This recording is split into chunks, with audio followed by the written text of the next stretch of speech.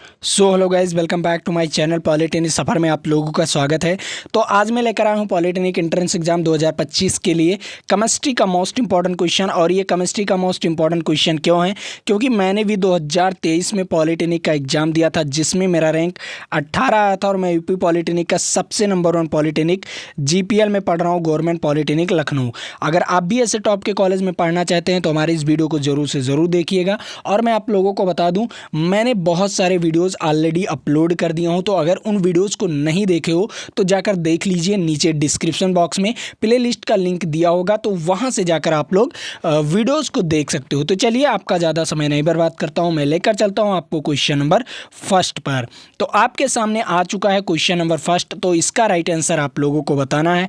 तो यहाँ पर क्या कह रहा है? यहाँ पर कह रहा है सर्वाधिक क्रियाशील धातु होता है। तो इसमें मैं से बताना है सर्वाधिक क्रियाशील धातु कौन सा होता है। आप लोग बताइए कौन सा धातु जो सर्वाधिक क्रियाशील होता है। पहला ऑप्शन दिया गया है जस्ता, दूसरा ऑप्शन दिया गया है तांबा, तीसरा ऑप्शन दिया गया है लिथियम और चौथा ऑप्शन दिया गया है चांदी। तो इसमें में से आपको बताना सबसे ज़्यादा क्रियाशील कौन सी धातु होती है, जो क्रिया कर लेती है तुरंत। तो मैं आप लोगों को बता दूं, सबसे ज़्यादा क्रियाशील धातु होती है लिथियम। क्या होती है? लिथियम। लिथियम के बाद होगा जस्ता, जस्ता के बाद होगा तांबा, तांबा के बाद होगा क्या? चांदी। पहला नंबर आपका क्या हो जाएगा? लिथियम। ठीक है, क्या हो जाएगा? लिथियम सबसे ज़्यादा। उससे कम क्या हो जाएगा? जस्ता हो जाएगा। जस्ता किससे लिखते हैं? Zn से लिखते हैं। किससे लिखते हैं? Zn से लिखते हैं। फिर तांबा हो जाएगा। ठीक है, क्या हो जाएगा? तांबा हो जाएगा। ठीक, उसके बाद आपका क्या आएगा? उसके बाद आएगा चांदी। ठीक है, चांदी बहुत कम क्रियाशील होती है। क्या होती है? चांदी। और उसके बाद आपका सोना तो और कम होता है। ठीक है, सोना जो होता है ये बहुत कम क्रिया करती है। ठीक है, तो ये चीज़ें हैं आपकी। कौन सी राइट आंसर हो जाएगी? लिथियम सबसे ज़्यादा इसमें क्रियाशील होगा। निम्नलिखित में से लिथियम क्या होगा? सबसे ज़्यादा क्रियाशील तत्व होगा। तो ये चीज़ें आपको समझ में आया, बेहतरीन ढंग से समझ में आया होगा। ठीक है, चलिए अगले नंबर क्वेश्चन पर चलता हूँ। अगला नंबर क्वेश्चन क्या कह रहा है? अब यहाँ पर देख लो, ये क्वेश्चन क्या कह रहा है? ये क्वेश्चन कह रहा है गैसीय तत्व का उदाहरण है। इनमें में से आपको क्या बताना है? गैसीय तत्व का उदाहरण बताना है। तो बताइए इसमें गैसीय तत्व क्या हो जाएगा? पहला नंबर आप लोग देखिए नाइट्रोजन, ये भी एक गैस है। नाइट्रोजन गैस N2 क्या हो जाएगा? N2। Hydrogen gas H2, chlorine Cl2। ठीक है, तो ये सारे क्या हैं? गैस हैं। क्या हैं? गैस हैं। ये क्या हैं? गैस है। तो यहाँ पर बताइए कि कौन सा ऑप्शन सही जाएगा। सभी गैसीय हैं, तो सभी गैसीय का मतलब क्या हो जाएगा आपका? आपका यहाँ पर राइट आंसर क्या हो जाएगा? आपका राइट आंसर हो जाएगा उपरोक्त में सभी। क्यों? क्योंकि ये सभी, नाइट्रोजन भी गैस के रूप में ही पाया जाता है, हाइड्रोजन भी गैस के रूप में पाया जाता है, क्लोरीन भी गैस के ही रूप में पाया जाता है। ना कि क्लोरीन का अणु एक नहीं होता, ये क्लोरीन Cl नहीं रहेगा, साथ में Cl2 रहेगा, इसे हम गैस के रूप में रहेगा। जैसे ऑक्सीजन भी O नहीं रहेगा, ऑक्सीजन हमेशा क्या रहेगा? O2 में रहेगा। क्या रहेगा? O2 में, मतलब ऑक्सीजन गैस के रूप में रहता है ये। ठीक है, जैसे यहाँ पर नाइट्रोजन, नाइट्रोजन N नहीं रहेगा, N2 रहेगा। क्या रहेगा? N2 गैस के रूप में रहेगा। हाइड्रोजन अकेला नहीं रहेगा, अकेला नहीं रहता इसका अणु। इसका अणु क्या रहेगा? दो ट्विस्ट रहते हैं। ट्विस्ट का मतलब इसके हाइड्रोजन के दो अणु, मतलब ये गैस के रूप में रहते हैं। किसके रूप में रहते हैं? गैस के रूप में रहते हैं। ये चीज़ें आपको समझ में आना चाहिए। तो इनमें में से सभी ये गैस हैं, तो सभी गैस हैं, तो ये क्या हो जाएगा? एक गैसीय रूप हो जाएगा। क्या हो जाएगा? ये गैसीय तत्व होंगे। क्या होंगे? ये गैसीय तत्व होंगे। तो इसका राइट आंसर हो जाएगा ये सभी गैसीय तत्व हैं। ठीक है, तो समझ में आया ये क्वेश्चन? बेहतरीन ढंग से समझ में आया होगा। ठीक है, चलिए अगले नंबर क्वेश्चन पर चलता हूँ। अगला नंबर क्वेश्चन भी आप लोगों के लिए इंपॉर्टेंट है। यहाँ पर क्या कह रहा है? निम्न में से कौन सा यौगिक है? अब बताइए निम्नलिखित में से कौन सा यौगिक है, ये आपको बताना है। तो पहला नंबर आप लोग देखिए हीरा। हीरा जो है ये कार्बन से केवल बना होता है। किससे बना होता है? कार्बन से बना होता है। ठीक है, तो ये तो यौगिक नहीं है। रेत क्या है? ये सिलिकॉन से भरे होते हैं। क्या होते हैं? ये सिलिकॉन से बने होते हैं। ठीक है, रेत जो होता है ये सिलिकॉन से बने होते हैं। पीतल जो होता है ये आपका किससे बना होता है? तांबा। तांबा और किससे बना होता है? टीन से। तांबा, तांबा और टीन से बना होता है। किससे बना होता है? तांबा और टीन से। ठीक है, तो ये भी आपका क्या हो जाएगा? ये भी आपका क्या हो जाएगा, ये धातु होते हैं लेकिन कुछ वैसे ही होते हैं, तो इसमें भी मिश्रण है। क्या है, तांबे में भी मिश्रण है। क्या है, तांबे में भी मिश्रण है, ठीक है। लेकिन जो स्टील होता है, जो स्टील होता है इसमें कई चीज़ें मिलाई जाती हैं, जैसे आपका टंगस्टन हो गया, टंगस्टन हो गया, टीन हो गया, लोह, लोह भी मिलाया जाता है उसमें, लोह भी मिलाया जाता है, ठीक है, लोहा भी मिलाया जाता है, टंगस्टन भी मिलाया जाता है। उसके बाद स्टील भी रहता है आपका, माइल्ड स्टील, जैसे ये माइल्ड स्टील कई प्रकार से होते हैं। तो इसमें सबसे ज़्यादा आंसर है कि यौगिक कौन सा है, तो इसमें सबसे ज़्यादा 100% सही आंसर स्टील। क्या है, 100% सही आंसर स्टील, लेकिन 70% पीतल भी है इसमें। क्या है, 70% पीतल भी है, ठीक है, क्योंकि 70% सही पीतल भी है। तो इसका राइट आंसर क्या हो जाएगा, स्टील हो जाएगा। क्या हो जाएगा, इसका राइट आंसर स्टील लिख लीजिए, वरना आप लोग ये दोनों लगा सकते हैं, ठीक है, ये दोनों ऑप्शंस लगा सकते हैं, ठीक है। क्या लगा सकते हैं, ए और बी दोनों लगा सकते हैं, लेकिन आपका सबसे ज़्यादा सही जाएगा यहाँ पर, सबसे ज़्यादा सही जाएगा, 100% सही जाएगा स्टील, ठीक है। तो ये चीज़ें हैं आपकी, समझ में आ गया आप लोगों को, बेहतरीन ढंग से समझ में आया होगा ये क्वेश्चन, ठीक है। चलिए अगले नंबर क्वेश्चन पर चलता हूँ। अगला नंबर क्वेश्चन क्या कह रहा है उसके बारे में बात करते हैं। अब यहाँ पर देखो चौथा नंबर क्वेश्चन क्या कह रहा है, कौन सा यौगिक एल्काइन के बहुलीकरण से प्राप्त नहीं होते, जो एल्काइन के बहुलीकरण से प्राप्त नहीं होते। तो मैं आप लोगों को बता दूं, बेंजीन है जो एल्काइन के बहुलीकरण से प्राप्त हो जाते हैं, ठीक है। बाइन्यूक्लिक एसिटिक एसिटिलीन, बाइन्यूक्लिक एसिटिलीन, ये भी आपके एल्काइन के बहुलीकरण से प्राप्त हो जाते हैं, ठीक है। और यहाँ पर मेसिटिलीन, जितना भी टिलीन है, मतलब चाहे बेंजीन हो, बाइन्यूक्लिक एसिटीन हो या मेसिटिलीन हो, ये सारे क्या हो जाएंगे, आपके एल्काइन के बहुलीकरण से प्राप्त हो जाते हैं। जब एल्काइन को किसी चीज़ से अपक्रिया कराएंगे तो आपके ये सारे सूत्र प्राप्त होंगे, ठीक है। तो इसमें क्या चीज़ बचा है जो आपको नहीं प्राप्त होगा, इसमें बचा है मेसिटिल, क्या है, मेसिटिल ऑक्साइड। क्या प्राप्त नहीं होगा, मेसिटिल ऑक्साइड नहीं प्राप्त होगा। क्या नहीं प्राप्त होगा, मेसिटिल ऑक्साइड नहीं प्राप्त होगा। तो इसका राइट आंसर क्या हो जाएगा, इसका राइट आंसर वी वाला ऑप्शन हो जाएगा। तो कितने बच्चों को ये question very very most important है गाइस। केमिस्ट्री का मैं तो कहूँगा ये 100% रख लीजिए अपने एग्जाम में, 100%, very very most important question, ठीक है। ये क्या है, 3 स्टार लगा लीजिए इस क्वेश्चन पर, very very most important question. तो आप लोग इन क्वेश्चनों को ज़रूर से ज़रूर नोट कर लीजिए, ठीक है। चलिए मैं अब अगले नंबर क्वेश्चन पर चलता हूँ। अगला नंबर क्वेश्चन क्या कह रहा हूँ इसके बारे में बात करते हैं। अब यहाँ पर देखो यहाँ पर पाँचवा नंबर क्वेश्चन क्या कह रहा है, निम्नलिखित में से किस पदार्थ में ऑक्सीजन नहीं होता। इसमें आप लोगों को बताना है निम्नलिखित में से किस पदार्थ में ऑक्सीजन नहीं होता। पहला नंबर, ऑक्सीजन किस पदार्थ में नहीं होता, ये चीज़ें आप लोग देख लिए। आप यहाँ पर देखिए, पहला सीमेंट, सीमेंट को अगर बाहर रख दिया जाए, आपने सीमेंट की बोरी खरीद कर लाए, सीमेंट आता है जो ना, अंबुजा सीमेंट, परफेक्ट सीमेंट, मैं किसी कंपनी का प्रचार नहीं कर रहा हूँ, लेकिन जो सीमेंट आता है जैसे ACC सीमेंट आता था, परफेक्ट सीमेंट आता था, ठीक है।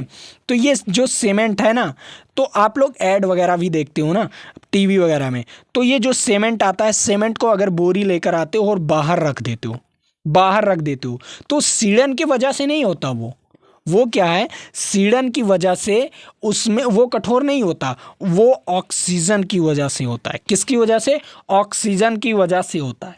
अगर ऑक्सीजन उसमें क्या करने लगता है, रिएक्शन करने लगता है, अभिक्रिया करने लगती है। क्या करने लगती है, अभिक्रिया करने लगती है, इससे वो कठोर हो जाता है। तो सीमेंट में क्या पाए जाएंगे, ऑक्सीजन पाए जाएंगे, ठीक है। रेत कहाँ पर पाया जाता है बताइए, रेत कहाँ पर पाया जाता है, रेत पाया जाता है समुद्र में। कहाँ पर, समुद्र में पाया जाता है, या नदियों में पाया जाता है। कहाँ पर पाया जाएगा, नदियों में पाया जाएगा, ठीक है, नदियों में, ठीक है, नदियों में पाया जाएगा, ठीक।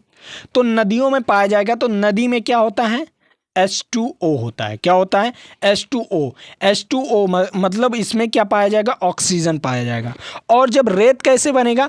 जब उसमें सीड़न तो होगा ही, रेत में सीड़न तो कुछ ना कुछ होगा ही, तो उसमें क्या होगा? ऑक्सीजन होगा ज़रूर, क्योंकि सीड़न किससे आएगा? जल से आएगा। किससे आएगा? H2O से आएगा। तो इसमें ऑक्सीजन के अणु तो होंगे ही। तो रेत में भी ऑक्सीजन पाया जाएगा कि नहीं? कमेंट करो। इसमें भी पाया जाएगा ऑक्सीजन, इसमें भी पाया जाएगा ऑक्सीजन। ठीक है। अब रही बात कांच। क्या रही बात? कांच की। बताओ, कांच में ऑक्सीजन नहीं पाया जाएगा। मान लीजिए अगर कांच में ऑक्सीजन नहीं पाया जाएगा, क्यों नहीं? क्योंकि कांच बनेगा ही नहीं, बिन ऑक्सीजन के कांच बनेगा ही नहीं। क्योंकि किसी भी चीज़ को पिघलाने से पहले उसे जलाया जाता है। जलाने में क्या मदद करता है? पिघलाने में क्या चीज़ मदद करता है? ऑक्सीजन। अगर ऑक्सीजन इस पृथ्वी पर नहीं रहेगा तो आग नहीं लगेगा। ठीक है। जो आग है ना वो नहीं लगेगा। ठीक है। जो आग है ना वो नहीं लगने वाला। ठीक है। जो आग है वो नहीं लगेगा। ठीक है। क्यों? क्योंकि ऑक्सीजन नहीं रहेगा, तो ऑक्सीजन जहाँ नहीं रहेगा वहाँ पर आग नहीं लगेगा। ठीक है। तो ये चीज़ें आपको समझ में आई। अब देखो, इसमें मिट्टी का तेल जो है, मिट्टी का तेल, ये कैरोसिन। क्या होता है? कैरोसिन। अब कैरोसिन जो होता है इसमें ऑक्सीजन पाया जाएगा? नहीं गाइस, कैरोसिन तेल में ऑक्सीजन नहीं पाया जाएगा। ठीक है। कैरोसिन तेल में ऑक्सीजन नहीं पाया जाएगा। तो इसका राइट आंसर क्या हो जाएगा? इसका राइट आंसर हो जाएगा सी वाला राइट आंसर। ठीक है। समझ में आया? बेहतरीन ढंग से ये क्वेश्चन भी समझ में आया होगा और आप लोग अच्छी तरीके से समझे भी होंगे। ठीक है। चलिए अगले नंबर क्वेश्चन पर चलता हूँ। अगला नंबर क्वेश्चन क्या कह रहा है? अब यहाँ पर देख लो। उस क्वेश्चन को बताने से पहले मैं आपको बता दूँ कि PDF आप लोगों को कहाँ पर मिलेगा। PDF आप लोगों को हमारे टेलीग्राम चैनल पर मिलेगा। वहाँ पर टेस्ट भी होता रहता है, तो जाइए वहाँ पर फ्री में टेस्ट दीजिए, कोई पैसा नहीं लगता। और मैंने आपको क्रैश कोर्स भी फ्री में दे दिया हूँ, चैप्टर वाइज फिजिक्स का पूरा डिटेल के साथ करा रहा हूँ। उसके बाद मैंने आपको ऑलरेडी मैंने आपको लक्ष्य बैच भी फ्री में दे दिया हूं, तो जाइए वहां पर फ्री में पढ़िए। और जो बच्चे फ्री का फ़ायदा नहीं उठाना चाहते तो उनके लिए अगर मैं आपको कोर्स वो लक्ष्य बैच में अगर प्राइवेट कर दूं, अगर आप लोग कमेंट करोगे तो मैं वो लक्ष्य बैच प्राइवेट कर दूंगा, प्राइवेट बच्चों के लिए। ठीक है। तो अगर आप लोग नहीं उसमें फ़ायदा उठाना चाहते तो नहीं उठाइए। आप लोग कमेंट कर दीजिए कि सर मैं आपका लक्ष्य बैच से नहीं पढ़ूंगा, सीधा कमेंट कर दीजिए, मैं उसे प्राइवेट कर दूंगा। बच्चे पैसे देकर पढ़ेंगे तो आप लोग भी पैसे देकर पढ़ना। ठीक है।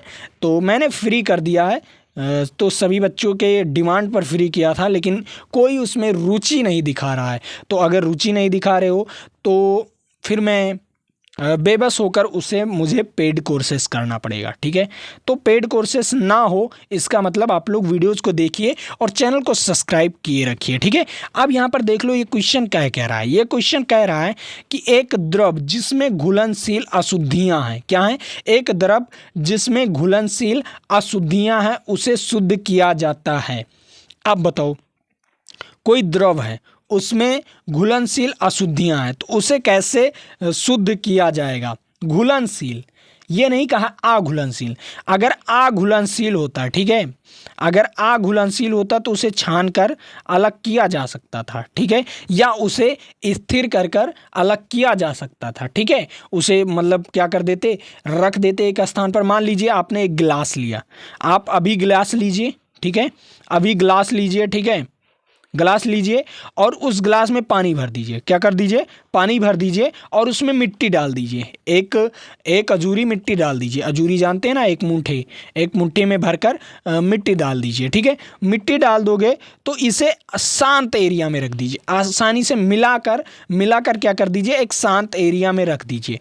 जब आप लोग शांत एरिया में रख दोगे तो एक समय आएगा वो मिट्टी नीचे बैठ जाएगी।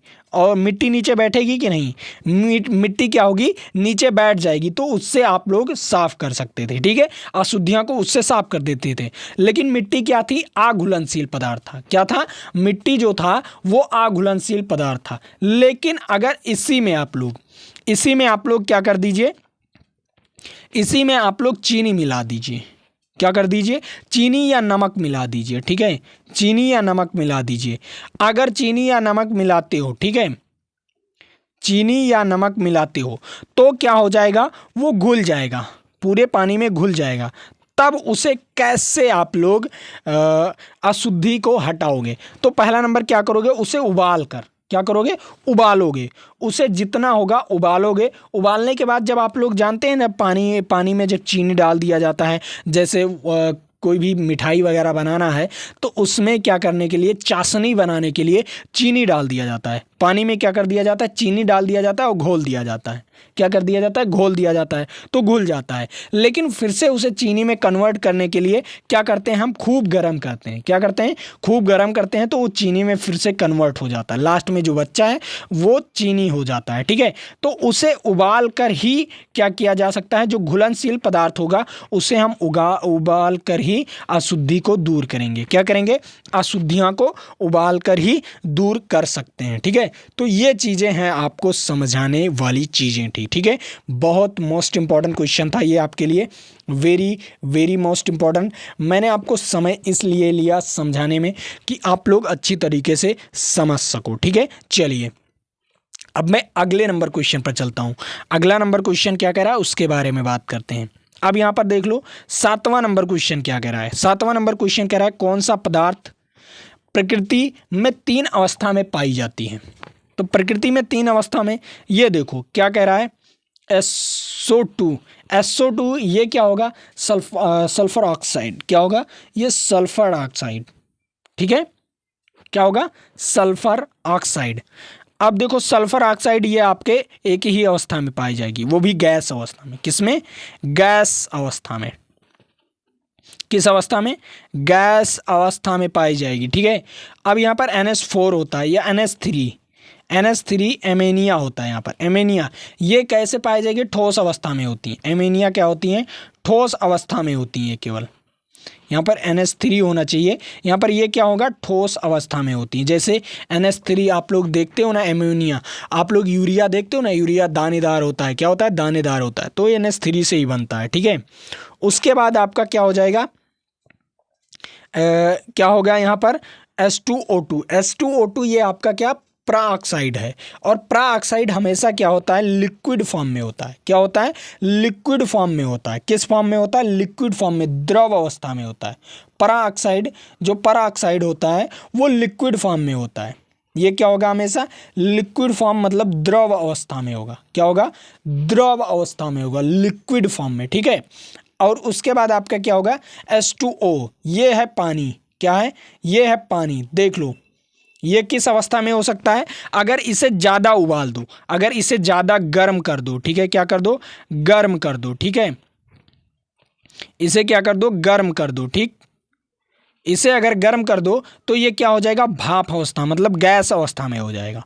क्या हो जाएगा, गैस अवस्था में हो जाएगा। और ये अगर साधारण ताप रहेगा इसका, अगर इसका साधारण ताप रहेगा तो ये द्रव अवस्था में रहेगा। पानी हमेशा द्रव अवस्था में होता है। ठीक है, उसके बाद अगर इसे ठंडा कर दो 0 डिग्री सेल्सियस तक ठंडा कर दो तो ये बर्फ़ बन जाता है। क्या हो जाता है, बर्फ़ बन जाता है। और जब ये बर्फ़ बन जाता है तो ठोस अवस्था में हो जाता है। क्या हो जाता है, ठोस अवस्था में हो जाता है। मतलब ये 3 क्या होंगे, 3 अवस्थाएं होती हैं। किसकी, जल की 3 अवस्थाएं होती हैं। ये चीज़ें आपको समझ में आया होगा। जल की कितनी अवस्थाएं होती हैं, 3 अवस्थाएं होती हैं। जल में कितनी अवस्थाएं होती हैं, 3 अवस्थाएं होती हैं। समझ में आया आप लोगों को, बेहतरीन ढंग से ये क्वेश्चन समझ में आया होगा। ठीक है, चलिए अब मैं अगले नंबर क्वेश्चन पर चलता हूँ। अगला नंबर क्वेश्चन क्या कह रहा है उसके बारे में बात करते हैं। तो अगला नंबर क्वेश्चन आपके सामने है, यहाँ पर देख लो 8 नंबर क्वेश्चन। 8 नंबर क्वेश्चन क्या कह रहा है, निम्नलिखित में से सूक्ष्म बर्फ कौन सा है। सूक्ष्म बर्फ, अब बताइए निम्न में से कौन सा सूक्ष्म बर्फ है, ये आप लोगों को बताना है। बताइए सूक्ष्म बर्फ किसे कहते हैं। तो कार्बन डाइऑक्साइड को क्या कहेंगे, सूक्ष्म बर्फ कहेंगे। क्या कहेंगे, कार्बन डाइऑक्साइड को इतना ठंडा कर दो कि ये सूक्ष्म बर्फ हो जाता है। क्या हो जाता है, ये बहुत ठंडा हो जाता है। CO2 को गर्म कर दोगे तो इस सूक्ष्म बर्फ में कठोर हो जाता है। ठोस कार्बन डाइऑक्साइड, ठोस कार्बन डाइऑक्साइड को ही कहते हैं। ठीक है, कैल्शियम हाइड्रोक्साइड का सूत्र क्या होता है, कैल्शियम हाइड्रोक्साइड का सूत्र क्या होता है, कैल्शियम हाइड्रोक्साइड का सूत्र क्या होता है, आप लोग बताइए। कैल्शियम हाइड्रोक्साइड का सूत्र, कैल्शियम हाइड्रोक्साइड का सूत्र यही तो होता है, कैल्शियम हाइड्रोक्साइड का सूत्र, ठीक है, ये होता है, ठीक है, कैल्शियम हाइड्रोक्साइड का सूत्र, sodium hydroxide, sodium hydroxide, sodium hydroxide का सूत्र, ठीक है। इसमें क्या हो जाएगा, कैल्शियम हाइड्रोक्साइड, सोडियम हाइड्रोक्साइड, ये चीज़ क्या हो जाएगा, ये कैल्शियम हाइड्रोक्साइड, ये सोडियम हाइड्रोक्साइड, और ठोस कार्बन डाइऑक्साइड CO2 क्या होता है, CO2, ये चीज़ें आपको ध्यान में रखना पड़ेगा। ये सारे सूत्र आपको याद होना चाहिए, तो सारे सूत्र आप लोग याद कर लीजिएगा। चलिए मैं अगले नंबर क्वेश्चन पर चलता हूँ। अब यहाँ पर देख लीजिए, भूपटल पर पाए जाने वाले सबसे प्रचलित तत्व होता है, जो भूपटल होता है, भूपटल मतलब भू के नीचे सबसे ज़्यादा क्या पाया जाता है, भू के नीचे सबसे ज़्यादा क्या पाया जाता है। ऊपर तो आपका नाइट्रोजन पाया जाता है, कितना परसेंट, 78%, ठीक है, गैस के रूप में कितना परसेंट, 78%। उसके बाद 21% कितना पाया जाता है, ऊपर कितना पाया जाता है, ऊपर, लेकिन ये क्या है, भूपटल, पटल का मतलब नीचे, इसके अंदर, पृथ्वी के अंदर, ठीक है, ऊपर नहीं, ऊपर तो गैस की अवस्था में क्या पाया जाता है, ऑक्सीजन 21%, नाइट्रोजन 78%, और कार्बन आपका कुछ पाया जाता होगा, कार्बन डाइऑक्साइड तो आपका 0.03%, ठीक है। उसके बाद इसी में कार्बन होते हैं, कई चीज़ें होती हैं आपकी, लेकिन सबसे ज़्यादा आपका भूपटल में पाया जाने वाला तत्व कैल्शियम होता है। क्या होता है, कैल्शियम आपके भूपटल मतलब पृथ्वी के अंदर पाया जाएगा, ठीक है, कैल्शियम जो होगा वो पृथ्वी के अंदर पाया जाएगा। लेकिन अगर वायुमंडल में पूछा जाए तो नाइट्रोजन सबसे ज़्यादा पाया जाता है। वायुमंडल में पूछा जाएगा तो नाइट्रोजन, अगर भूपटल में पूछा जाएगा मतलब भू के नीचे क्या होगा, आपका कैल्शियम सबसे ज़्यादा पाया जाएगा। क्या पाया जाएगा, कैल्शियम सबसे ज़्यादा पाया जाएगा। ये चीज़ें आप लोग ध्यान में रखिएगा, ठीक है। चलिए अब मैं अगले नंबर क्वेश्चन पर चलता हूँ। अब यहाँ पर देख लो क्या कह रहा है, यहाँ पर पुराने चित्रों को संरक्षण किस ऑक्सीकरण के द्वारा किया जाता है। जो पुराने चित्र होते हैं या पुराने जो क्या होते हैं, पुराने चीज़ें, जो पुराने बहुत पुराने साल, 100 साल पहले, 150 साल पहले का जो आपकी मूर्तियाँ होती हैं, होती नहीं है अजूबा चीज़, उसको किसके द्वारा ऑक्सीकृत किया जाता है या संरक्षित किया जाता है, किसके द्वारा बचाया जाता है, ये आप लोगों को बताना है। बताइए किसके द्वारा बचाया जाता है, कमेंट करके बताइए आप लोग। तो मैं आप लोगों को बता दूं, वो बचाया जाता है H2PO4, किसके द्वारा, H2PO4 के द्वारा, इसके द्वारा, ठीक है। क्या पाया जाएगा, H2PO4 के द्वारा। ये क्या होता है, hydrogen phosphorus tetroxide, sorry guys, क्या होता है, हाइड्रोजन फास्फोरस टेट्राऑक्साइड, ठीक है। क्या हो जाएगा, हाइड्रोजन फास्फोरस टेट्राऑक्साइड, ये आपका नाम हो जाएगा, ठीक है।